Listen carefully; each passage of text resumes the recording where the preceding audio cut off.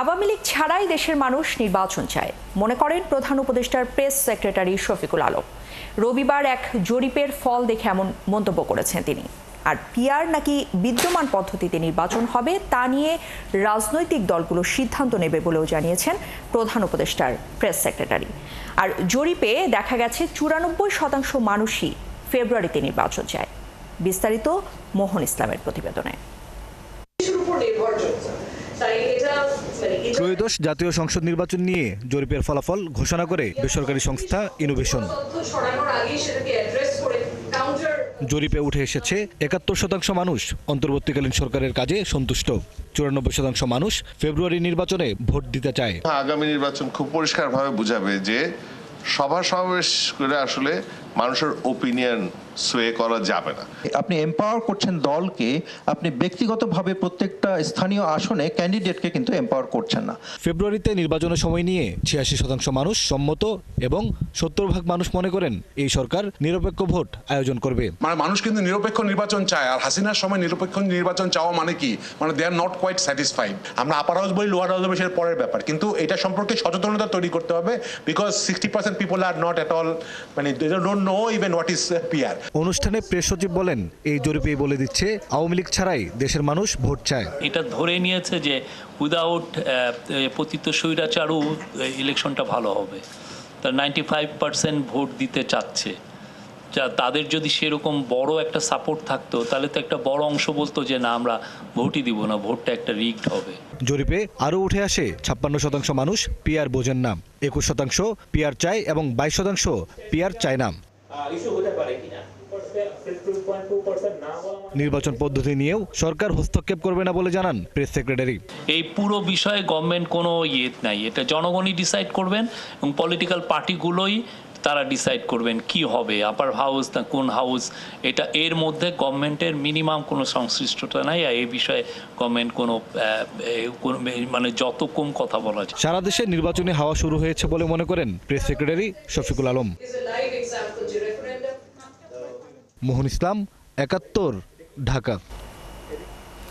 এক দশকে গণ আন্দোলনের মাধ্যমে গড়ে ওঠা তরুণদের দুই দল এখন এক হওয়ার পথে। 24-এর গণ অভ্যুত্থানে এনসিপি আর কোটা আন্দোলনের ফসল গণ অধিকার পরিষদ এক হতে আলোচনা শুরু করেছে। 71-কে এনসিপির মুখ্য সমন্বয়ক সার্জিস আলম দিয়েছেন সেই আভাস। আর গণ অধিকার পরিষদের সাধারণ সম্পাদকও বলছেন আলোচনা অনেক দূরে গিয়েছে। রাশেদ আনিসের বিশেষ প্রতিবেদন।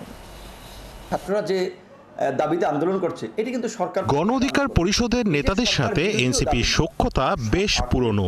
2018 সালের কোটা বিরোধী আন্দোলনে নেতৃত্বে ছিলেন এই দুই দলের শীর্ষ নেতারা। 2019-এ ডাকসু নির্বাচনেও দুই দলের নেতারা লড়েছেন একই প্যানেল হতে। গণ অধিকার পরিষদের জন্ম যেখানে 2021 সালের 26শে অক্টোবর, সেখানে এনসিপির আত্মপ্রকাশ 2025 সালের 28 ফেব্রুয়ারি। এবার এই দুই দল এক হয়ে নতুন দল গঠন করার পথে হাঁটছেন। দল দুটির নেতারা বলছেন আলোচনা এগিয়েছে অনেক দূর। সহসা কোনো বিপত্তি না ঘটলে দুটি দল এক হয়ে নতুন দল গঠন করতে পারে। রাজনৈতিক স্বার্থে বাংলাদেশ এবং জনগণের আকাঙ্ক্ষাটাকে সামনে রেখে আমরা একসাথে হওয়ার যে প্রচেষ্টা, এই প্রচেষ্টাটা চালিয়ে যাব। এটা নির্বাচন কেন্দ্রিক তো একটা অবশ্যই আমরা প্রত্যাশা করি। পাশাপাশি যদি নির্বাচন কেন্দ্রিক ছাড়াও দলীয়ভাবে এক হওয়া যায়, আমি মনে করি আমার জায়গা থেকে যে এটা বাংলাদেশের জন্য অনেক ভালো হবে। গণ অধিকার পরিষদ এবং এনসিপির নেতাকর্মীদের মধ্যে একটা চাওয়া পাওয়ার বা আকাঙ্ক্ষার জায়গা রয়েছে, আমরা যাতে একসাথে কাজ করি। সেই জায়গা থেকে গণ অধিকার পরিষদের নেতৃবৃন্দ এবং এনসিপির নেতৃবৃন্দের মধ্যে এক ধরনের আলোচনা হয়েছে এবং সেই আলোচনা অত্যন্ত পজিটিভ জায়গায় রয়েছে। দুই দলের শীর্ষ নেতারাই একীভূত হতে আগ্রহী। তবে এখানে দলীয় নেতাকর্মীদের পদ পদবি, দলের নামকরণ বা প্রতীক নিয়ে প্রশ্ন আছে। দিতে হবে একে অপরকে ছাড়। তবে যদি তারা একীভূত হয়ও দলের নামটি জাতীয় নাগরিক পার্টি হবার সম্ভাবনা বেশি। 1971-এর পরে বাংলাদেশের ইতিহাসের সবচেয়ে গুরুত্বপূর্ণ ঘটনা হচ্ছে 2024 সালের ছাত্র জনতার অভ্যুত্থান।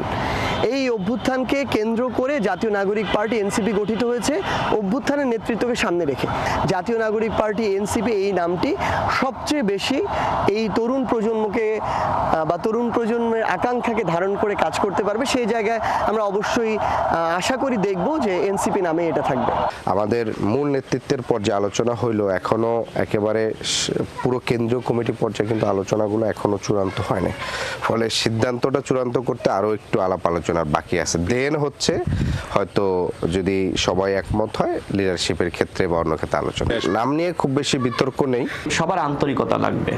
এখন গণ অধিকার পরিষদ একটা আলাদা দল, এনসিপি একটা আলাদা দল, সেক্ষেত্রে মূল্যায়নের জায়গাটায় যদি আমরা মীমাংসা না করতে পারি সেক্ষেত্রে আসলে একীভূত হওয়া আসলে কঠিন হয়ে যাবে।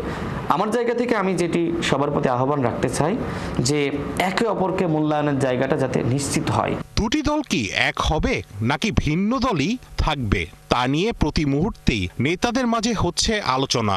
দল দুটি এক হোক বা না হোক, গণ অভ্যুত্থানের পরে রাজনীতিতে শূন্যতা মেটাতে একে অপরকে সঙ্গী করেই চলতে চায় তারা। রাশেদ আনিস, ৭১, ঢাকা। আওয়ামী লীগকে বিচারের আওতায় এনে নিষিদ্ধ করতে যে নির্বাহী আদেশ রয়েছে তা অস্থায়ী বলে ট্রাইব্যুনালে জেরা শেষে এক ব্রিফিংয়ে জানিয়েছেন জাতীয় নাগরিক পার্টির আহ্বায়ক নাহিদ ইসলাম। জুলাই আগস্টে সংগঠিত মানবতা বিরোধী অপরাধের মামলায় নাহিদ ইসলামকে জেরা করেন রাষ্ট্রনিযুক্ত আইনজীবী মোহাম্মদ আমির হোসেন। এ সময় নাহিদ আরও জানিয়েছেন 5 আগস্টের সরকার পতনে কোনো দীর্ঘ পরিকল্পনা ছিল না। অবৈধ হাসিনা সরকারের পতনে দেশি বিদেশি কোনো শক্তির ইন্ধন ছিল না বলেও ট্রাইব্যুনালকে জানিয়েছেন তিনি। সাবেক প্রধানমন্ত্রী শেখ হাসিনা এবং সাবেক স্বরাষ্ট্রমন্ত্রী আসাদুজ্জামান খান কামাল সহ 3 জনের পক্ষে জেরা শুনেন আন্তর্জাতিক অপরাধ ট্রাইব্যুনাল 1-এর চেয়ারম্যান বিচারপতি মোহাম্মদ গোলাম মর্তুজা মজুমদারের নেতৃত্বাধীন বিচারিক প্যানেল। জেরা শেষে ব্রিফিংয়ে নাহিদ ইসলাম জুলাই অভ্যুত্থান নিয়ে অজানা অনেক তথ্য দিয়েছেন। যে নির্যাতন করা হয়েছিল এটা কোনো ব্যক্তিগতভাবে নির্যাতন করা হয় নাই, বরং এই অপরাধটা সংঘটিত হয়েছিল জাতির বিরুদ্ধে, জনগণের বিরুদ্ধে। ফলে জনগণের পক্ষ থেকেই আমরা এই মামলাকে সমর্থন দিচ্ছি, এই ট্রাইব্যুনালকে সমর্থন দিয়েছি এবং সাক্ষ্য দিতে এসেছি। আওয়ামী লীগের এখন যে রাজনৈতিক কার্যক্রম অস্থায়ীভাবে নিষিদ্ধ করা হয়েছে এটা কোনো স্থায়ী সমাধান না। আওয়ামী লীগকে বিচারের আওতায় এনেই তাকে যদি আমরা নিষিদ্ধ করতে পারি, এবং শুধু আওয়ামী লীগ নয়, আওয়ামী লীগের সাথে যারা ফ্যাসিবাদের দোষর ছিল তাদের সবাইকে আসলে বিচারের আওতায় এনে এর রাজনৈতিক এবং আইনগতভাবে এর সমাধান করতে হবে। ট্রাইব্যুনালের আরও খবর নিয়ে আমাদের সাথে এই মুহূর্তে যুক্ত হচ্ছেন আমাদের সহকর্মী নূর নবী সরকার। নূর নবী, আমরা দেখছিলাম নাহিদ ইসলাম জবানবন্দি দিয়েছেন ট্রাইব্যুনাল 1-এ এবং ব্রিফিংয়েও আমরা কিছু কথা শুনছিলাম। এছাড়া কি আর কোনো মামলার তথ্য আপনার কাছে রয়েছে কিনা? এর সাক্ষ্য গ্রহণের মধ্য দিয়ে 48তম সাক্ষীর সাক্ষ্য সম্পন্ন হলো। এরপরে তদন্ত কর্মকর্তা এবং আরেকজন সাক্ষীর সাক্ষ্য এবং জেরা হবে এই কথাটি জানিয়েছেন প্রসিকিউটর তাজুল ইসলাম। তিনি বলেছেন এই মামলাটিতে দ্রুতই শেখ হাসিনার বিরুদ্ধে যে মানবতা বিরোধী মামলাটি রয়েছে এটার বিচারিক কার্যক্রম শেষ হবে এবং খুব শীঘ্রই এটির বিষয়ে রায়ও আসতে পারে এরকম ধারণা তিনি দিয়েছেন। কারণ আর 2 জন সাক্ষী হয়তো বা বাকি আছে, এরপরে যুক্তিতর্ক উপস্থাপন হবে, খুব বেশি সময় সেটিতে লাগবে না। আর আবু সাঈদের বিরুদ্ধে আবু সাঈদের হত্যার ঘটনায় যে মানবতা বিরোধী মামলাটি রয়েছে সেই মামলাটিতে তার সহযোদ্ধা সিয়াম সাক্ষ্য দিয়েছেন এবং তার জেরা চলবে। আগামীকালও 2টি মামলাতে সাক্ষ্য গ্রহণের জন্য দিন ধার্য রয়েছে। সেখানে তিনি বলেছেন যে পুলিশই আবু সাঈদকে গুলি করে হত্যা করেছে, তিনি নিজ চোখে দেখেছেন, সিয়াম সেটি আদালতকে জানিয়েছেন। তার জেরা অনুষ্ঠিত হবে। নাহিদ ইসলাম জেরা শেষ করে এসে গণমাধ্যমের সামনে কথা বলেছেন। তিনি সেখানে বলেছেন যে আওয়ামী লীগকে যে সাময়িকভাবে নির্বাহী আদেশে নিষিদ্ধ করা হয়েছে এটির মাধ্যমে তাদেরকে ট্যাকেল করা যাবে না। তার যে অন্যান্য দোষর রাজনৈতিক দল আছে তাদেরকে বিচারিক প্রক্রিয়ার মধ্য দিয়ে আসলে তাদেরকে নিষিদ্ধ করতে হবে, এরকম কথা তিনি বলেছেন। না হলে সামনে বিশৃঙ্খলা অস্থিতিশীলতা আরও বাড়তে পারে বলে এটি তিনি জানিয়েছেন। এই প্রশ্নটি করা হয়েছিল প্রসিকিউটর তাজুল ইসলামের কাছে, আওয়ামী লীগের বিরুদ্ধে বিচারের জন্য এখানে মামলা দায়ের করা হবে কিনা সেই বিষয়ে তিনি বলেছেন যে ট্রাইব্যুনাল চাইলে ব্যবস্থা গ্রহণ করতে পারে, কারণ আইনের মধ্যে সেই বিধান দেয়া আছে। এখন সেটি আদালত কিভাবে আসলে তার রায় আসলে বলবেন সেটি কিন্তু পরবর্তীতে আমরা হয়তো বা বুঝতে পারবো, এবং আলাদাভাবে মামলা দায়ের করা হবে কিনা সে বিষয়টি আসলে সরকারের সিদ্ধান্ত, সেটি জানতে আরও পরে হয়তো বা আমাদেরকে তারা জানাতে পারবেন। আর নাহিদ ইসলাম স্পষ্ট করে বলেছেন যে শেখ হাসিনার যে সরকার ছিল সেই সরকারের বিরুদ্ধে আন্দোলন ছিল জনগণের স্বতঃস্ফূর্ত, সেখানে পূর্ব পরিকল্পনা কোনোভাবেই ছিল না। 3 আগস্টের যে কর্মসূচি দেওয়া হয়েছিল সেটিও আন্দোলনের একটি পর্যায়ে, এবং 5 আগস্ট কিন্তু যে সরকার পতন হয়েছে সেটিও কিন্তু আন্দোলনের একটি ধারাবাহিকতা।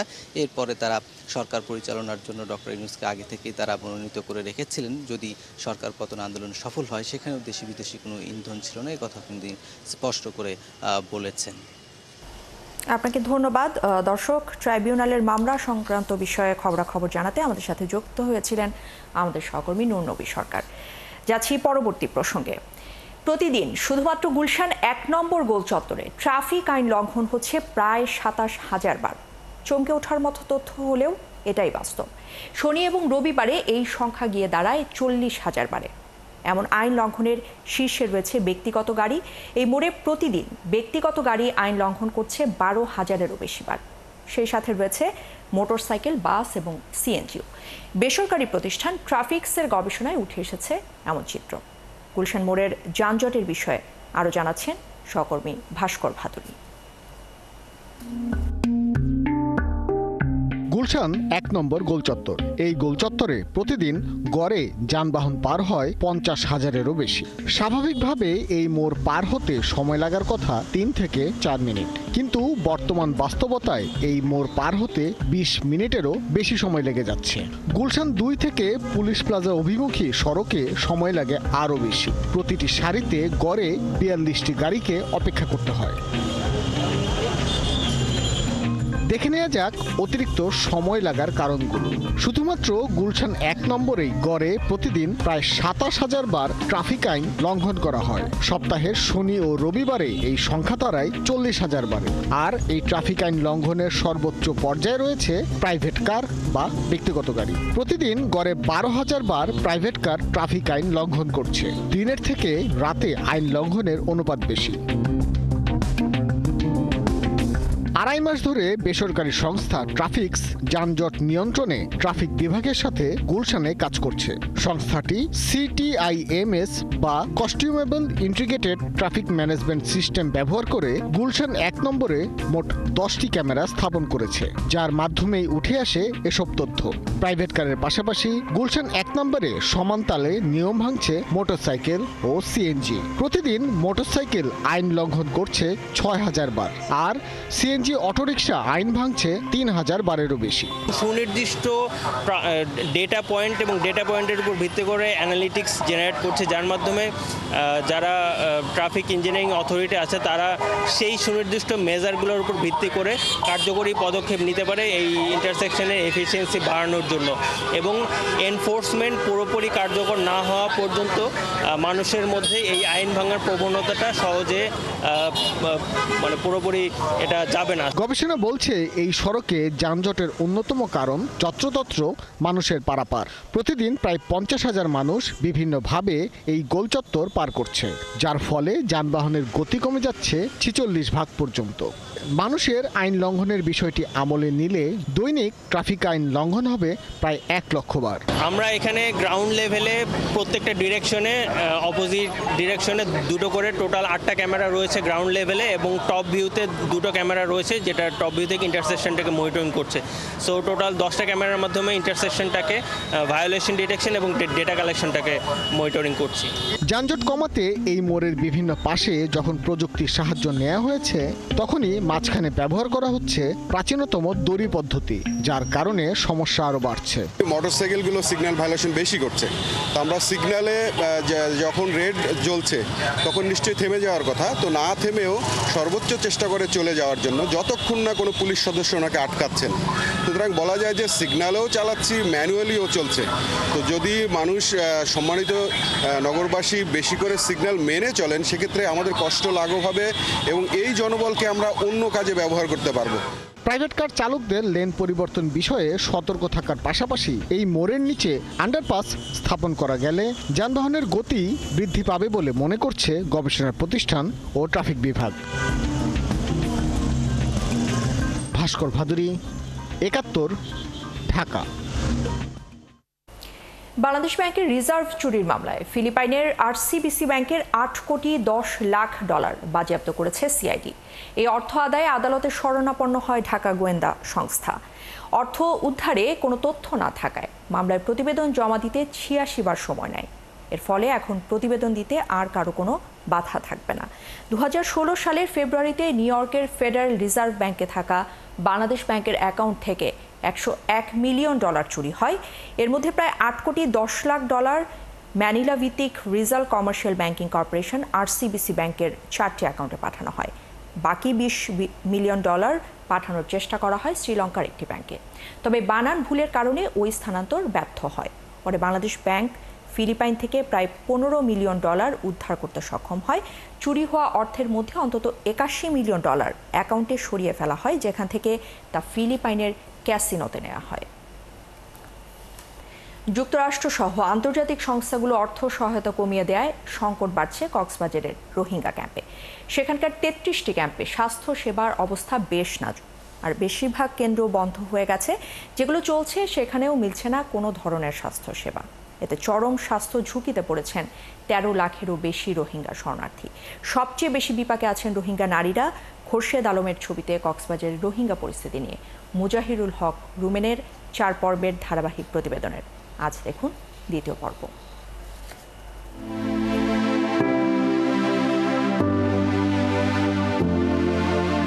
মিয়ানমারের রোহিঙ্গা জাতিগোষ্ঠী নিধনের কারণে বাংলাদেশে আশ্রয় নেওয়া রোহিঙ্গাদের বড় অংশ বসবাস করছে কক্সবাজারের 33টি ক্যাম্পে, যার সংখ্যা এখন 13 লাখেরও বেশি। বিশ্ব খাদ্য সংস্থা সহ বিভিন্ন আন্তর্জাতিক সংস্থার সহায়তায় চলছিল এই মানুষগুলোর ন্যূনতম মৌলিক অধিকারগুলো নিশ্চিত করার বিভিন্ন উদ্যোগ। কিন্তু বিপত্তি বাধে চলতি বছরের শুরু থেকে, কারণ যুক্তরাষ্ট্র সহ বিভিন্ন দেশের সংস্থাগুলো রোহিঙ্গাদের জন্য অর্থ সহায়তা বন্ধ ও কেউ কেউ কমিয়ে দেয় সহায়তা। এতে বড় ধরনের সংকট তৈরি হয়েছে রোহিঙ্গাদের স্বাস্থ্যসেবায়। অর্থ সংকটে বন্ধ হয়ে গেছে অনেক স্বাস্থ্যসেবা দানকারী প্রতিষ্ঠান। 60-70% স্টাফ আমাদের সাথে করতে হয়েছে। এখন আমরা শুধু কক্সবাজারে আমাদের 2টা ক্যাম্প 1W এবং ক্যাম্প 9 বালুগুলিতে 2টা ক্যাম্প চলছে, এবং আমরা উখিয়া হেলথ কমপ্লেক্সে সপ্তাহে 2 দিন আমাদের স্টাফরাই আমরা সাপোর্ট দিই। কোনো স্বাস্থ্যকেন্দ্র চলছে সীমিত পরিসরে, চলছে নামমাত্র সেবা। ফলে পরিবারে অসুস্থ সদস্যদের চিকিৎসা করাতে রীতিমতো হিমশিম খেতে হয় রোহিঙ্গা পরিবারগুলোকে। মহিলা তারা অসুস্থ মানে আইরে 2 বছর লইতে কমাইছিল, ইয়ার পরলইতে অসুখ শতের মাঝে 90 জন তো অসুখ 10 জন ভালো থাকে। তাদের হচ্ছে যে রকম মনে করেন খাবার দেওয়ার কথা ছিল ওরকম দিতে পারে নাই, আর টাকা পয়সা না থাকার কারণে ভালো করে চিকিৎসা না পায়। অসুস্থতা অনেক বেশি, মানুষ জামিলা হিসাবে অনেক অসুস্থ বেশি। বন্ধ ও সীমিত সেবার স্বাস্থ্যকেন্দ্রগুলোর প্রভাব পড়েছে চালু থাকা হাসপাতালগুলো সহ স্বাস্থ্যসেবা কেন্দ্রে। রোগীদের উপচে পড়া ভিড় সেসব স্বাস্থ্যকেন্দ্রে। বেসরকারি সংস্থা ফ্রেন্ডশিপ হেলথের প্রধান স্বাস্থ্য কর্মকর্তা জানান, আন্তর্জাতিক সংস্থাগুলোর সহযোগিতা কমিয়ে দেয়ায় বাড়ছে রোগীর সংখ্যা। প্রতিনিয়ত নারী রোগীদের রক্ত স্বল্পতাজনিত রোগের হারও বাড়ছে রোহিঙ্গা ক্যাম্পে। এই ফান্ড কনস্ট্যান্টের আগে আমরা যে পরিমাণ মাদেরকে পেতাম, গর্ভবতী মাকে, রিফিউজি বিশেষ করে, তাদের যে ধরনের পুষ্টিজনিত সমস্যাগুলো থাকতো, যেমন একটা উদাহরণ দিই, অ্যানিমিয়া, রক্ত শূন্যতা, নিউট্রিশনাল অ্যানিমিয়া যেটাকে আমরা বলি, সেটা কিন্তু এখন অনেক বেড়ে গেছে। এটা 1 নম্বর। 2 নম্বর যেটা হচ্ছে, বিভিন্ন সেন্টার বন্ধ হয়ে যাওয়ার কারণে আমরা এখানে যদি আগে 100 রুগী দেখতাম উদাহরণস্বরূপ, এখন আমাদের রুগী দেখতে হয় 300, কারণ ওই চাপটা কিন্তু আমাদেরকে নিতে হচ্ছে। রোহিঙ্গাদের মিয়ানমারে ফেরত যাওয়ার বিষয়টি সময় সাপেক্ষ, তাই নিজ দেশে ফিরে যাওয়ার আগ পর্যন্ত তাদের স্বাস্থ্যসেবায় কেন্দ্রগুলো পুরোদমে চালু রাখতে আন্তর্জাতিক সংস্থাগুলো এগিয়ে আসার তাগিদ দেন সংশ্লিষ্টরা। এখনো প্রতিদিনই বাংলাদেশে মিয়ানমার থেকে রোহিঙ্গারা আসছে। অপরদিকে এখানে থাকা রোহিঙ্গাদের বংশবৃদ্ধির ফলে প্রতিদিনই বাড়ছে তাদের সংখ্যা। এমন অবস্থায় তাদের স্বাস্থ্যসেবা খাতে নতুন করে বাজেটের প্রয়োজন হলেও বরং তা কমিয়ে দিয়েছে বিশ্ব সংস্থাগুলো, যার ফলে বেড়েছে তাদের স্বাস্থ্য ঝুঁকি। মুজাহিরুল হক রুমেন, 71, কুতুপালং, রোহিঙ্গা ক্যাম্প, কক্সবাজার।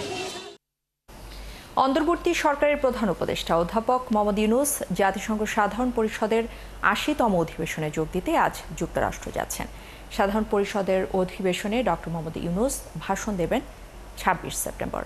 আজ দিবাগত রাতে নিউ ইয়র্কের উদ্দেশ্যে ঢাকা ছাড়বেন প্রধান উপদেষ্টা। সফরসূচি অনুযায়ী ২২ সেপ্টেম্বর নিউ ইয়র্কে পৌঁছবেন প্রধান উপদেষ্টা সহ তার বিমানবহর। প্রধান উপদেষ্টার আমন্ত্রণ সফরে প্রধান উপদেষ্টার সঙ্গে থাকছেন বিএনপি মহাসচিব মির্জা ফখরুল ইসলাম আলমগীর, জামায়াতে ইসলামীর নায়েবে আমির সৈয়দ আবদুল্লাহ মোহাম্মদ তাহের, জাতীয় নাগরিক পার্টির সদস্য সচিব আক্তার হোসেন এবং বিএনপির ভারপ্রাপ্ত চেয়ারম্যান তারেক রহমানের পররাষ্ট্র বিষয়ক উপদেষ্টা হুমায়ুন কবির। আগামী জাতীয় সংসদ নির্বাচনের আগে হাই প্রোফাইল ৪ নেতাকে সফর সঙ্গী করায় যুক্তরাষ্ট্রে আনুষ্ঠানিক কিংবা অনানুষ্ঠানিক রাজনৈতিক সংলাপের সম্ভাবনা অনেকটাই স্পষ্ট। এছাড়া আগামী ৩০ সেপ্টেম্বর জাতিসংঘ সাধারণ পরিষদের সভাপতির সভাপতিত্বে high level conference on the situation of Rohingya Muslims and other minorities in Myanmar এই শীর্ষক এক উচ্চ পর্যায়ের সভায়ও অংশ নেবেন ডক্টর ইউনূস। সফর শেষে ২ অক্টোবর দেশে ফেরার কথা রয়েছে প্রধান উপদেষ্টার। যুক্তরাষ্ট্রের ভার্জিনিয়ায় বাংলাদেশ জাতীয়তাবাদী দল বিএনপির ৪৭তম প্রতিষ্ঠাবার্ষিকী উপলক্ষে ওয়াশিংটন বিএনপির উদ্যোগে আলোচনা সভা অনুষ্ঠিত হয়েছে।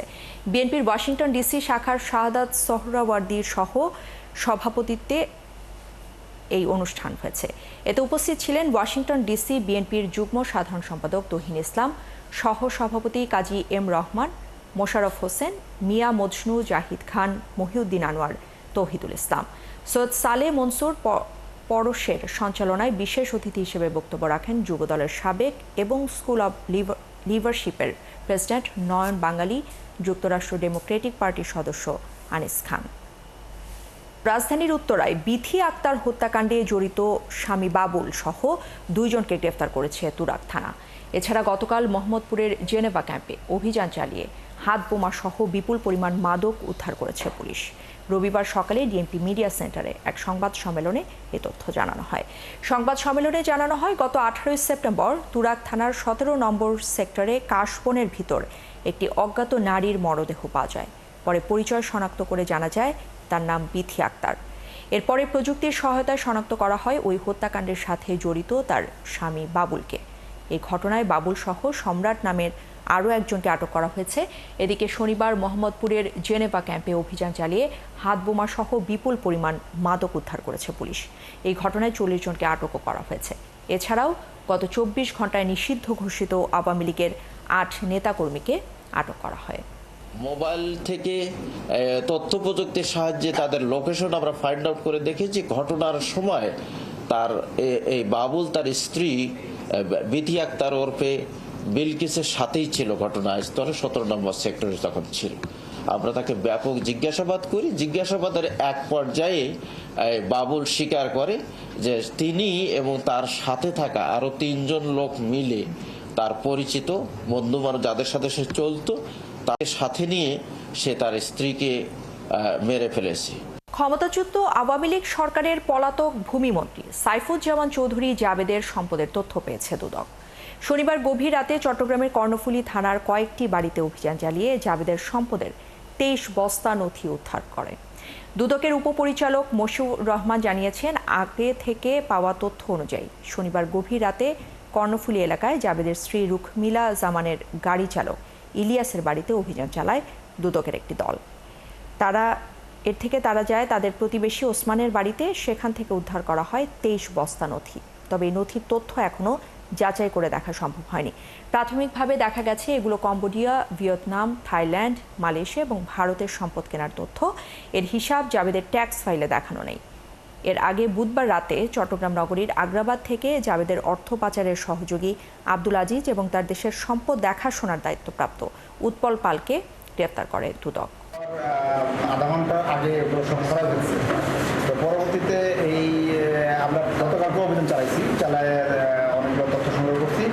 আবার আজকে রাত আমরা ৩টার পরে অভিযান চালায় আমরা দেখি যে একটা ঘর তালাবদ্ধ গত ৩ দিন ধরে, সেই ঘরটা খোলা হচ্ছে না। পরে আমরা তালাটা স্থানীয় লোকদের সহায়তা ভেঙে ভিতরে গিয়ে ২৩ বস্তা আলামত পাই।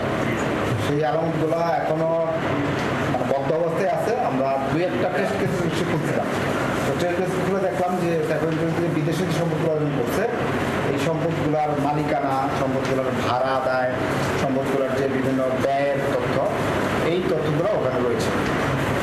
ইরাকে আজাদ আলী খান নামে এক প্রবাসীকে কুপিয়ে 3 খণ্ড করে হত্যার পর মরদেহ ডাস্টবিনে ফেলে দেওয়ার ঘটনা ঘটেছে। মালিকের সাথে পাওনা টাকা নিয়ে দ্বন্দ্বের জেরে এই হত্যা জানিয়েছে আজাদের স্বজনরা। এদিকে মরদেহ দেশে ফিরিয়ে আনার দাবিতে ওই পরিবারে চলছে শোকের মাতম। এই ব্যাপারে সহযোগিতার আশ্বাস দিয়েছে উপজেলা প্রশাসন। মেহেদী হাসানের তথ্য এবং ছবিতে প্রতিবেদন। এ কান্না ভাই হারানো এক বোনের। ইরাকে প্রবাসী আজাদ আলী খানের নির্মম হত্যায় শোকাচ্ছন্ন পুরো এলাকায়।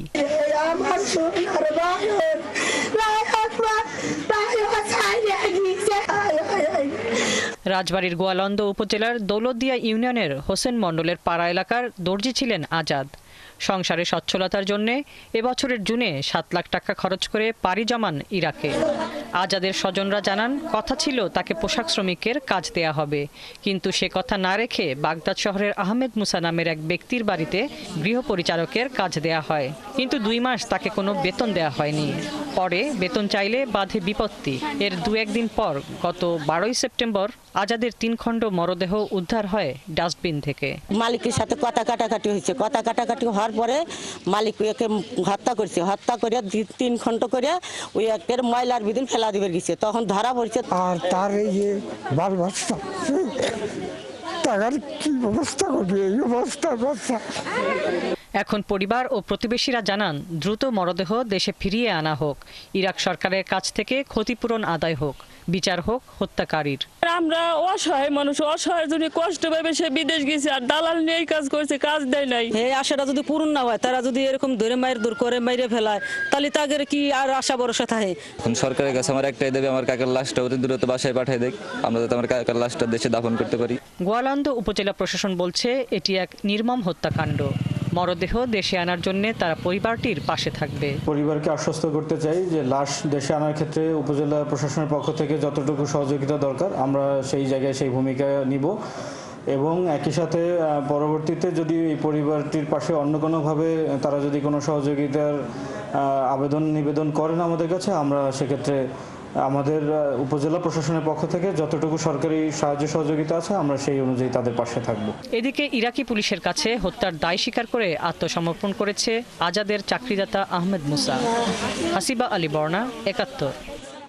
উপ উপাচার্য মঈনুদ্দিন সহ শিক্ষকদের লাঞ্ছিতের অভিযোগে ঘটনার সুষ্ঠু তদন্তের দাবিতে পূর্ণ কর্মদিবস পালন করছে রাজশাহী বিশ্ববিদ্যালয়ের শিক্ষক কর্মকর্তা কর্মচারীরা।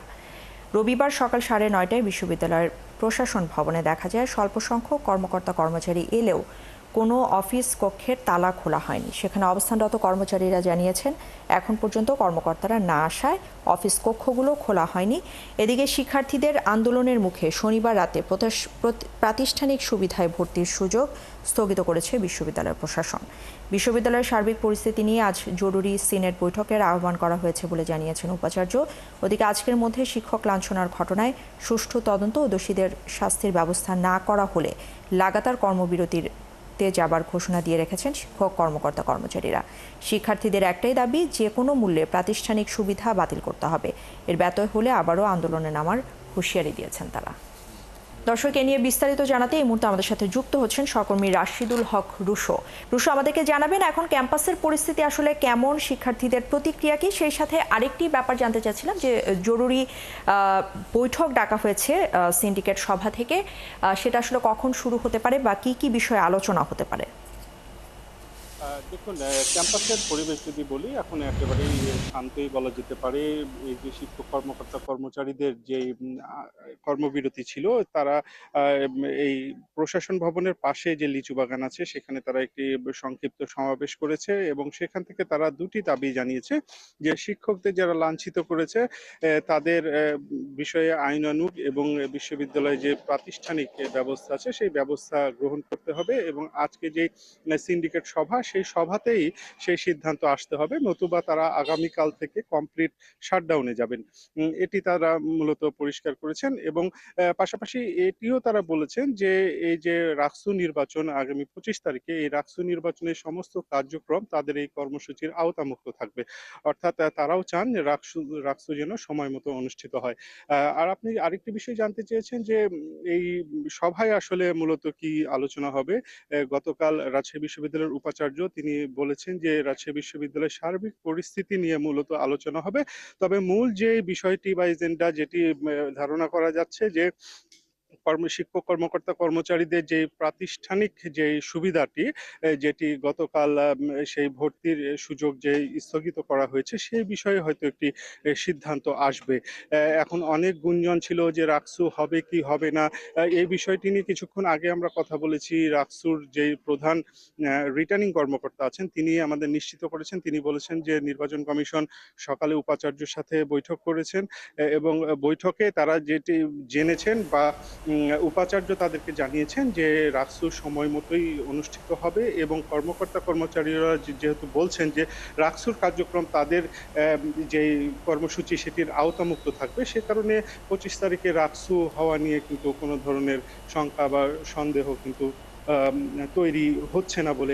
রুশো, আপনাকে ধন্যবাদ আমাদের সাথে যুক্ত হওয়ার জন্য। দর্শক, রাজশাহী বিশ্ববিদ্যালয় থেকে আমাদের সাথে যুক্ত হয়েছিলেন রাশিদুল হক রুশো।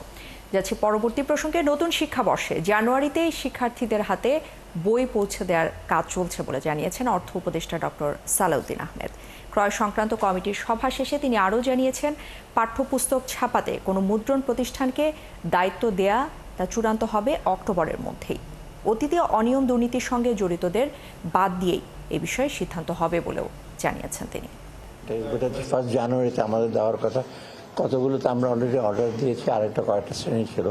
তবে আমরা আরও ভালোভাবে যাচাই করার জন্য আজকে বলেছি যে এর আগে যারা যারা পেয়েছিল তাদের বইয়ের মান কীরকম ছিল, কাগজের কী ছিল, প্লাস কারা একাধিক পাচ্ছে, ইসে করছে কিনা, মনোপলাইজ করছে কিনা, আমরা সেই কথা লিস্টটাকে আসবে যাচাই বাছাই করে আমরা বলছি যে আমরা তারপরে দেবো।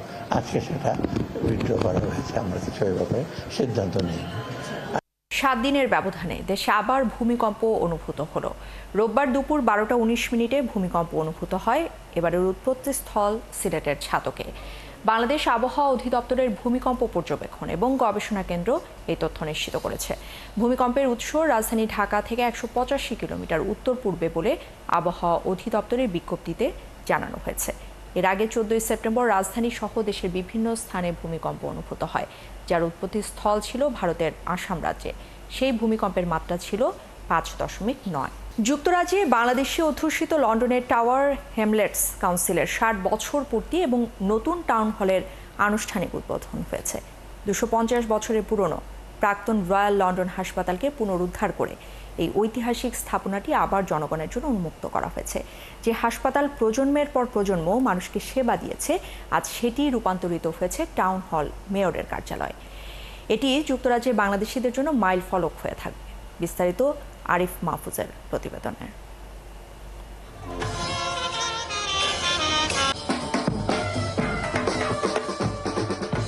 যুক্তরাজ্যে বাংলাদেশিদের সবচেয়ে বড় আবাসস্থল লন্ডনের টাওয়ার হ্যামলেটস কাউন্সিল।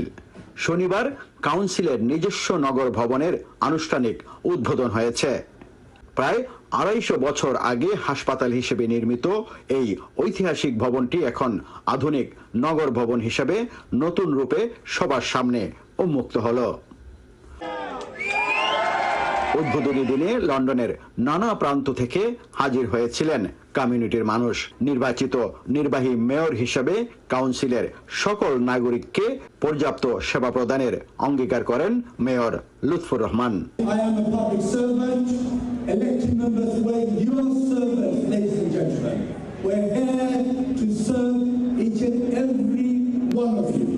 যুক্তরাজ্যে ধর্ম, বর্ণ, জাতির ভেদাভেদ নেই উল্লেখ করে সবাই একসাথে বসবাস করার প্রত্যয় ব্যক্ত করেন মেয়র লুৎফুর।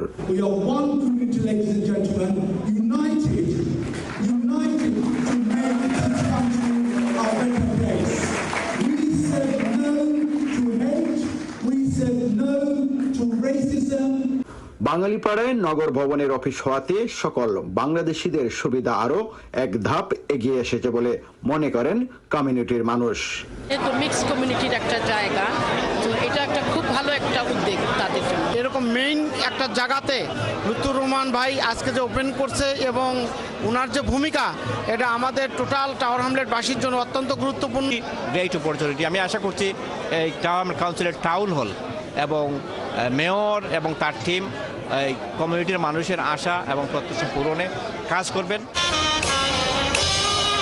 মহা সমারোহে উদ্বোধন করা এই টাউন হলে এসেই সবাই ধর্ম বর্ণ কিংবা গোত্র নির্বিশেষে সমান সুবিধা সেবা পাবেন, এটাই প্রত্যাশা করছেন টাওয়ার হ্যামলেটসের নাগরিকরা।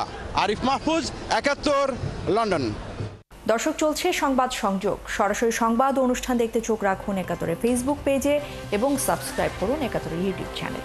থাকুন ৭১-এর সাথে।